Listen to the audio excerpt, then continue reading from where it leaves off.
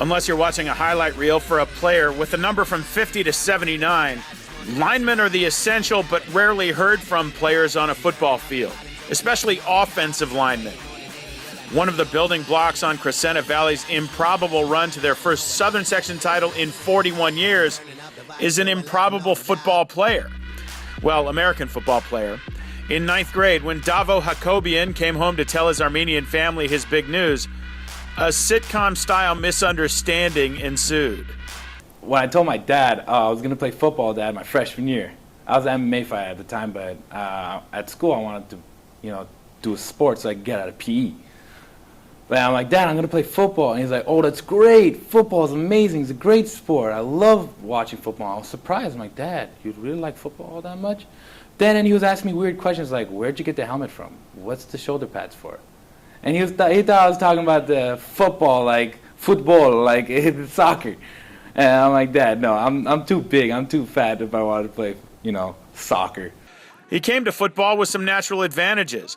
A big body honed through MMA training. He was tougher than the average newcomer to football, and he had a greater threshold for pain. Plus, those years of MMA training gave him better balance, footwork, and handwork. Davo is a beast. I mean, we call him the beast. He, like Lobo, we put Lobo on their best, other team's best receiver. On Davo, on defensively, especially in the playoffs, whatever we thought they were going to run the ball, they're usually the other team's best offensive lineman. We put Davo right down next to him. Davo never played football till he got here as a 9th grader, but he was a MMA guy, mixed martial artist. He had done Muay Thai, has great hips. So it was only a matter of him learning the game to know that he was going to be a great player. At 6'2" and 245 pounds, Davo was also a disruptive force on defense, hanging up impressive numbers over the last 3 years. 200 tackles, 20 sacks, 10 forced fumbles, 3 fumble recoveries, and 1 safety. I love my team because they're studs. People that want to win the game. They want to play and go out to win. And that's something that's rare that the past 2 years of being on varsity that wasn't much of. You want to play with those guys, those kind of guys. I think Davo is the one person on the team where I'm always confident he's going to make a play. I think he's the one person I know that will always have my back whenever anything happens. He's really just, I love having him on my team just because he's always ready for anything. He's never backs down to a challenge. And what about offense, where linemen have very few measurements of performance? Here's one glaring stat. In 3 years, Davo only gave up 3 quarterback sacks. Super strong. He went every play on both sides of the ball during the last few games.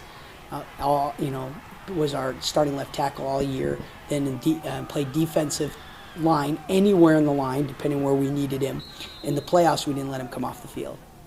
So that raises the question, why should a college give this young man a scholarship?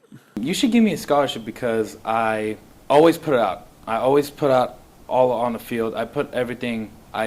If I have to get something done, I get it done. And that's the one thing that helps me out during football and school and all that stuff like that. I find time and I work my butt off. So he's big enough, he's strong enough, he's tough enough. And what about his family? Did they ever take to this strange American game? It's honestly been great. My parents have surprisingly gave me a lot of support, and we basically buy out all the tickets. I think this last game we bought 29 tickets for all my family members to just come out and watch me play, and it's a fun time. They're all screaming my name, and some of them don't even know what's going on because they're not familiar with the sport. But it's great. My family's been really great to me. And now he and his buddies are local celebrities. The community is overjoyed at the first football title since 1973. There's actually been some instances where people have given me stuff. Like I remember at Starbucks, I was wearing a jersey to go to I think it was the Christmas parade on Montrose, and a lady bought my drink for me. Said, you play for football, because it's a jersey, and he gave me a free drink. And I honestly was shocked that that much support there could be. But it's a small town, so that's what all it is. Small town, big football. That's nice, but this large and talented young man would trade the free coffee for a free ride. In La Crescenta, I'm Jake Downey reporting for Cox High School Sports On Demand. Powered by Max Preps.